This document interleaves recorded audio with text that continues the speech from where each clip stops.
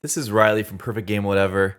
In this video, I'm going to talk about what I think Bungie has done an amazing job with and what I think they've done a not so amazing job with in Marathon.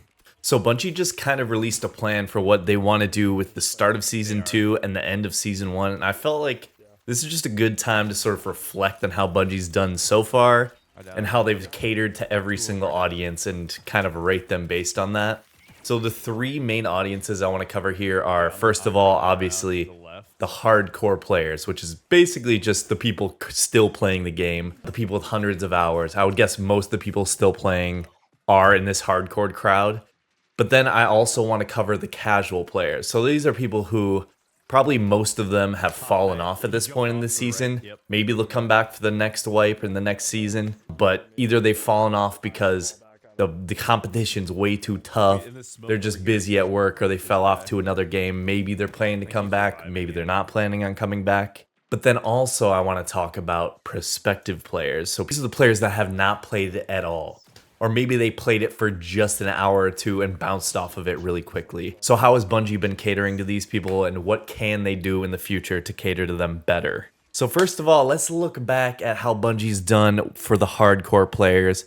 And honestly, I think Bungie has been doing an insanely good job catering to their most hardcore players. This is potentially the most responsive developer I've ever seen for a live service game that I've played, at least. Every single week, they're addressing direct complaints that players are having, reiterating on those complaints, making updates, reverting a little bit of those updates constantly every single week. It's been fantastic.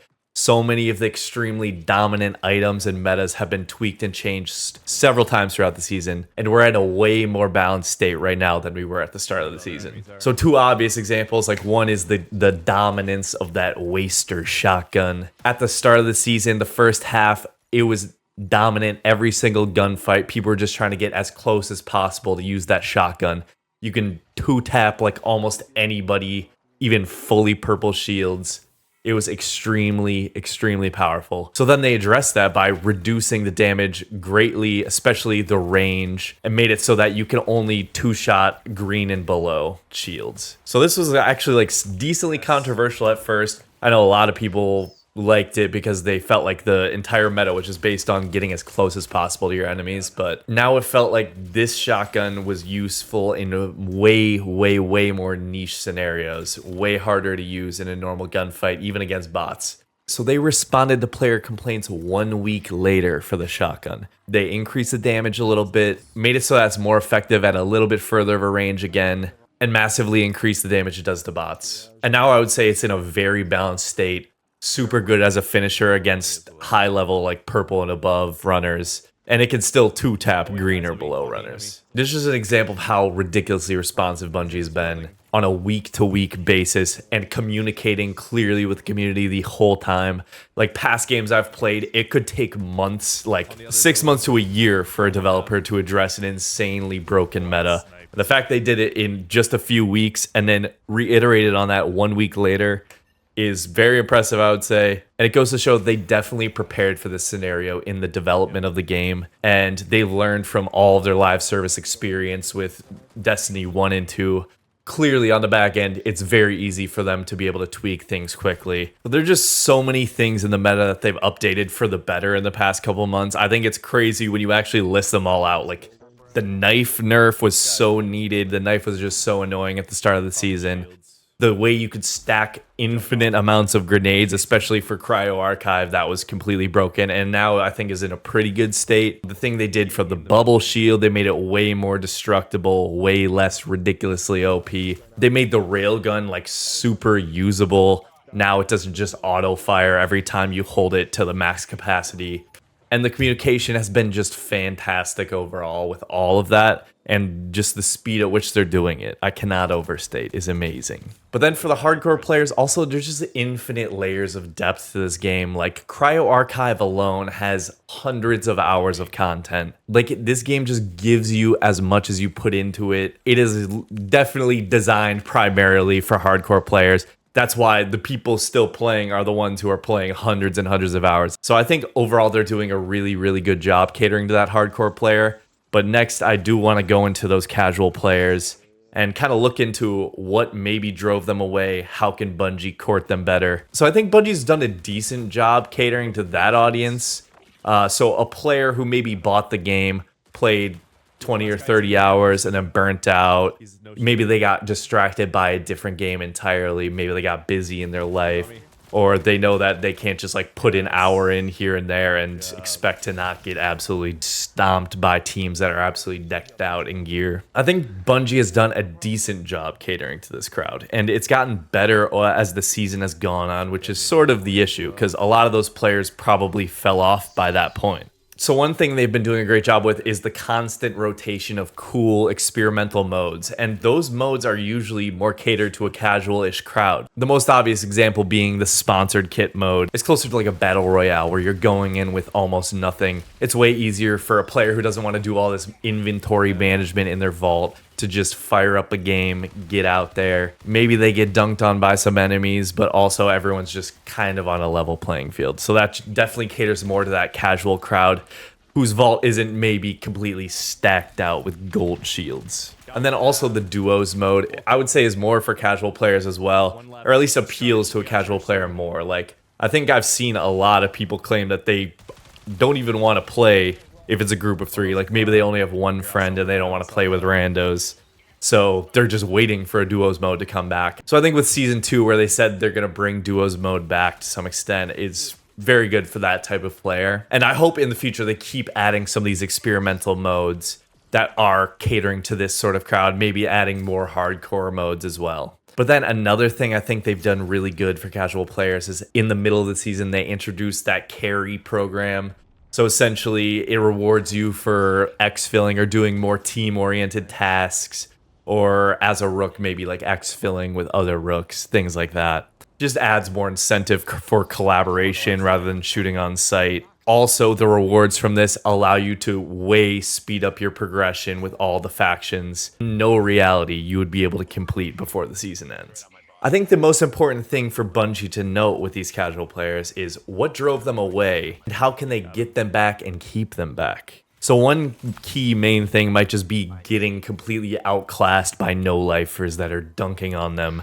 They lose all their prized gear, maybe they got one purple shield or something, and then they lose it instantaneously. That is just sort of inherent to the genre, but I think Bungie could figure out some sort of system to allow alternative ways to get that better gear. Like, I don't know if that might be something like matchmaking based on gear. Like, obviously that is not a perfect system at all. You could run into insanely ridiculous Smurf situations, but maybe you calculate level, extract percentage, and the gear you go in with. I think that is a pretty complicated question to answer, and maybe it's not something that can be fixed. That's just sort of the nature of the extraction shooter genre. Like, you can't kind of change too many of those core fundamentals, or else like the main thing people like about the gameplay loop will no longer be there. But also, I think a lot of casual players fell off because of the ridiculously slow rate of progressions with the factions, and both with the contract completions and just the level of the factions. I know a lot of people are really frustrated with those super convoluted Dire Marsh contracts where you're flying across the entire map. Like, maybe you can complete one of those contracts every like 8 games or something, especially if you're in a higher level lobby where it's very competitive. I think maybe the solution is just create kind of smaller, more bite-sized contracts instead of these longer and more arduous but not as plentiful contracts. And maybe that escalates more as you get to the very end of those contract paths. But currently, like, a lot of those contract paths, each step in these is a ridiculously long and convoluted contract that you're not going to complete the vast majority of the time. So I think when people are stuck on those, it can be very discouraging, and you're already getting the kick in the balls when you get killed because all your gear is gone, and then now you just lost all that contract progress. So maybe like reduce some of those contracts that require an exfil or you to do it all in one run, maybe make them more bite-sized. But I do think the carry did do a good job of addressing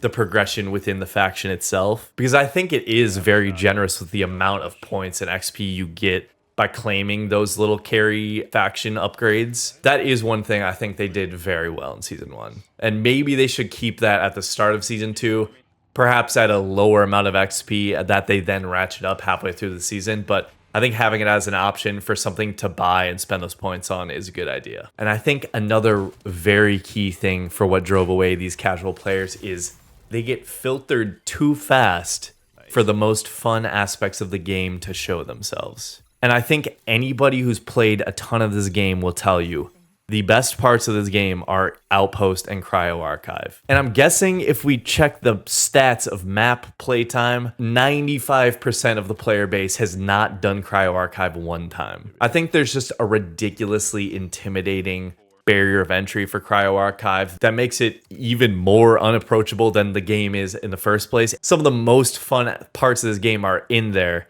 and if it takes a player 100 hours to be able to even attempt it, when it's a map with so much content, so many different paths, so much complexity, I think that does the player base a disservice, and it does Bungie a disservice because a lot of players are going to drop off before they even see what that is. Also, some of the most fun in the game is obviously when you're absolutely stacked out with gear, your weapons are fully upgraded, you have actual shields on. The gunplay is so much worse, like intentionally, when you have like a shitty sponsor kit on. And a lot of these casual players who aren't playing very much, do not have a decked out vault, are gonna be playing with those sponsor kits. It's not very fun using a shitty ass AR with a fucking green attachment on, compared to like using a fully kitted out M77. Like when the first 50 hours of the game has you playing with completely unupgraded guns, it just doesn't allow that player to see how truly good the raw gunplay is, especially when you're fully kitted out. You've got cores, you've got all of your ability stats upgraded. Like it feels so much better to play. I know a lot of players are gonna get absolutely filtered by that initial step. Maybe the solution to this is add way more opportunities for having higher level sponsor kits, like giving you the ability to do one blue sponsor kit every single day no matter what. Like I know they added it once per week for Cryo, and then at the end of season 1 they're gonna add it for once a day for Cryo, but maybe that should just be a thing in general. Like allow players to be able to access a really good kit, not a god tier kit, but at least once a day give them a good blue kit so that they can test out what it's like to actually be like that. Maybe give them a standing chance against players with purple and above kits in order for them to get those amazing kits. If you like this video, please like and subscribe, and let me know in the comments if there's any specific type of video you want me to make in the future. So next, we're going to go on to what is probably the most important player base for Bungie's future, which is prospective players, or people who've not played the game at all. So far, I think Bungie has not done an amazing job in courting these players, and there hasn't really been too much time since launch for them to roll out any dramatic new ideas they have for getting new people, but I think that is something they should prioritize heavily, because player base is, gonna dictate everything. Like even the most hardcore players are gonna kind of fall off if the player base is dwindling and you're just kind of getting put into lobbies with people that either aren't your skill level, or maybe there's people teaming up. I think everyone just would want as many players as possible in a game that they think is fantastic. So to me personally, I think that the biggest issue with the player base in this game is the price tag, which is $40. And I think that this is pretty much on Sony for making this happen. And I think that they saw their success with Helldivers 2, where it released with $40 price tag, live service game. And they're like, oh, we should make every single live service $40. Like, these are premium experiences. But in reality, that obviously backfired dramatically with Concord. Like, not that people would have actually played it if it was free that much. But that definitely gave Concord an instantaneous grave. But with Marathon, I think that they should have made it free to play out of the gate, and then relied way more heavily on cosmetic microtransactions that aren't gameplay impacting. I think especially with how negative the hype cycle was for this game, like coming off a lot of bad will with how Destiny 2 has been treated, like Bungie was already in a rough state, plus there was that whole plagiarism controversy, plus they're reviving Marathon and making it an extraction shooter. Like that just looks like bad press on paper. So they were fighting a lot of things as this game came out, And there are just so many haters for this game that clearly have never played it before. But I think a lot of those skeptical players would have actually enjoyed this game if they had the opportunity to try it. Like a lot of those Arc Raiders players, that game's getting hundreds of thousands of concurrents every day still. A lot of those people, if they had the opportunity to try a different-ish gameplay loop like Marathon, a little bit more hardcore, a little bit less entry level, but still not ultra hardcore, I think they would enjoy a lot of it, and they just need the opportunity to be able to experience it. So I think a lot of people have suggested to make like the sponsored kit mode free to play or something like that. And personally, I think that's not a great idea because the sponsor kit mode is not a great introduction to what this game is like. Like 90% of the time, you're not running in with a sponsor kit, especially when you've played a little bit. Like you have a vault full of stuff. You can still run sponsor kits, but the most fun parts of this game are bringing an absolutely dominant kit or stealing someone else's dominant kit. So personally, I think that they should make a chunk of the game free to play. Like for example, make Perimeter free to play. Still let players, build out their vault, let them get permanent upgrades, let them progress with factions, let them get invested with all of that. And then they're like, oh, I like this gameplay loop. I really kind of want to try out Dire Marsh, Outpost, maybe Cryo Archive with all this shit that I've gathered. I think that would be much more enticing. Like players would then get invested in that loop. They already have all this shit in their vault. Like they want to try it out on those other maps. Maybe that would get them to want to pay that full price tag. I know people are like concerned about, oh, if it goes free to play, like that's going to introduce a bunch of cheaters and stuff. What you want a game to just dwindle and dwindle, like no new players coming in. I think this game needs an injection of new players, and I think they have to do something dramatic. In the comments, let me know if you have any ideas for how they can draw in all those new crowds, or maybe like a different free-to-play plan than what I mentioned. But yeah, another thing that I think they would need to do in that case is they need to make the cosmetics better, because I think most people agree that the cosmetics, like, they're okay. The rewards pass, like, they're okay, but they're not bold at all. Like, there's nothing in there that I've been compelled to specifically seek out and buy. And this is sort of an issue that a lot of games with a very specific atmosphere and art style run into when they're a live service game, is that how far do you let the art style go for your skins or just like emotes and stuff like that? Like I've played a lot of Rainbow Six Siege, and there was a point in time where that thing was a tactical ass military shooter. Every skin was a different variant of like a tactical skin. And then like they started doing all these collabs. They started adding in like fucking Yakuza, like Majima skins. They added in like Rick and Morty and all this shit. They're adding in like Santa Claus, basically like nearly Fortnite tier skins. Personally, that's not ideal. I don't love that. I do love how Marathon has such a consistent tone and art style, but I'm willing to concede to some extent, because I think having these kind of skins would go a long way, would entice a lot more people to buy them, or at least seek them out and, leave some sort of impression, instead of like, oh, they just made Triage like pink or something. But anyway, yeah, I'm sure I'm going to be lambasted for that in the comments, but yeah, let me know if you have any other ideas that I didn't mention here. I'm definitely open to hearing whatever, but I just super love this game in a lot of ways, and I would love to see the player base bloom, and I think it has the potential to if they execute correctly. So I guess we'll see how they do in Season 2 and beyond. Thanks for watching, pals.